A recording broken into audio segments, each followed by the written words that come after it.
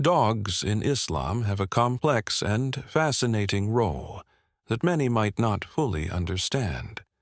This might be confusing, but it's actually quite simple. We'll explore their significance, clarify misconceptions, and reveal teachings from the Quran and Hadiths that might surprise you. By the end of this video, you'll see why dogs hold a unique place in Islamic tradition and how these insights can change your perspective on these loyal companions. Let me explain to you why this is huge. Understanding the balanced and insightful perspective Islam offers on dogs can deepen your appreciation and respect for these animals within the Islamic faith. Dogs in Islamic texts. To start with, it's essential to look at what Islamic texts say about dogs. The Quran and Hadiths are the primary sources of guidance for Muslims. Quranic references. While the Quran does not explicitly mention dogs frequently, there is an important story involving them in Surah Al-Kahf. The cave verses, 18:9-26, tell the story of the people of the cave. These righteous young men, accompanied by their dog, sought refuge in a cave and were miraculously put to sleep for many years. The dog's presence is significant, indicating that these animals were part of their community. The verse states, "And you would have thought them awake while they were asleep, and we turned them to the right and to the left, while their dog stretched his forelegs at the entrance." Quran 18:18. This might be confusing, but it's actually quite simple. This story highlights the acceptance of dogs within the community of believers. Hadith references. The Hadith, sayings and actions of Prophet Muhammad, peace be upon him, provide more detailed guidance. Several Hadiths mention dogs in various contexts: protection and hunting. The Prophet, peace be upon him, allowed the use of trained hunting dogs. In Sahih Bukhari, it is narrated, "If a dog which is trained for hunting catches the game for you, you may eat it." Sahih Bukhari, Book 67, Hadith 43.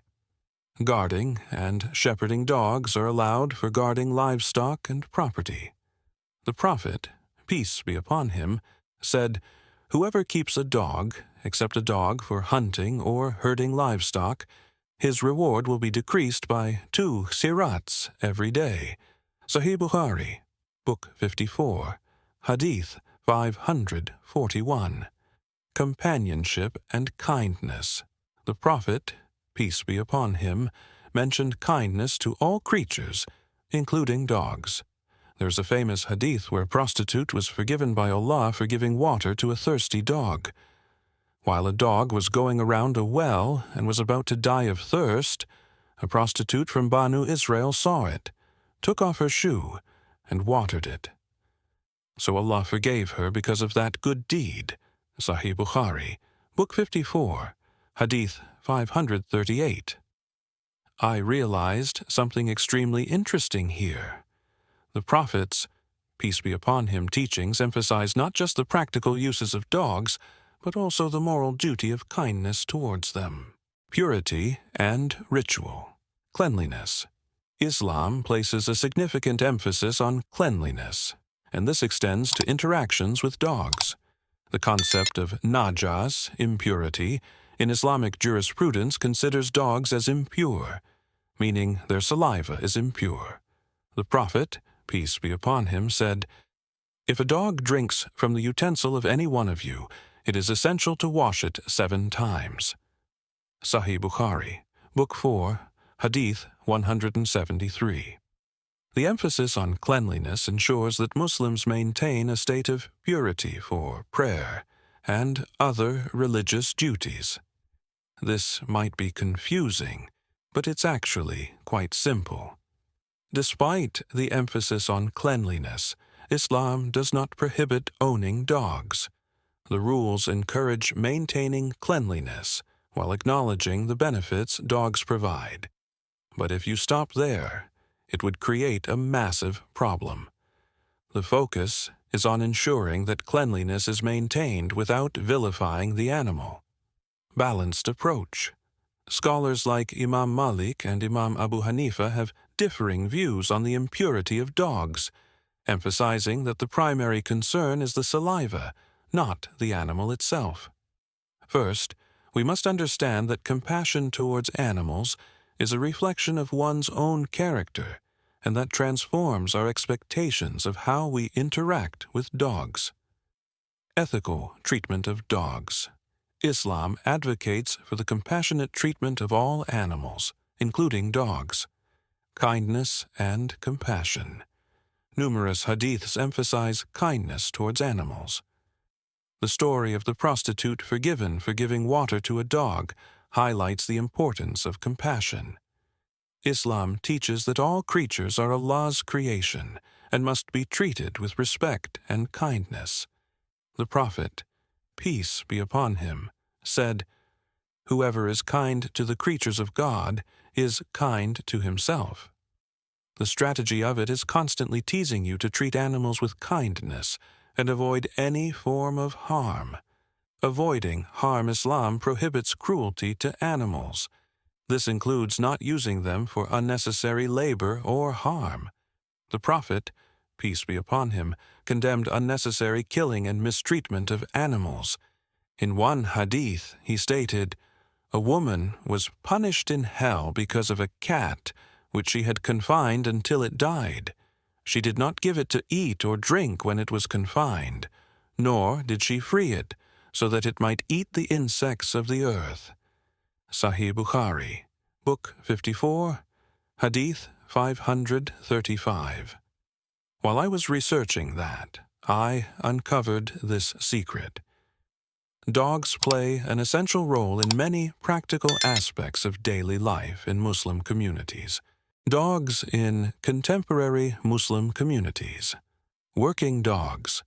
In many Muslim-majority countries, dogs are used for various practical purposes. This includes roles in security, hunting, and herding. For example, police dogs are used in search operations, and shepherds use dogs to manage their flocks.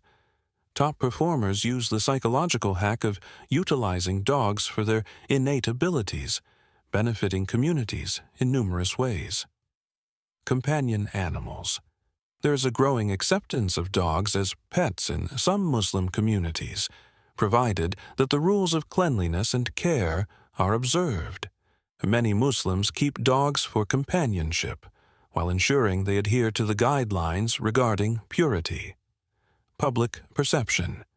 Perceptions of dogs can vary widely among Muslims, influenced by cultural practices and local customs.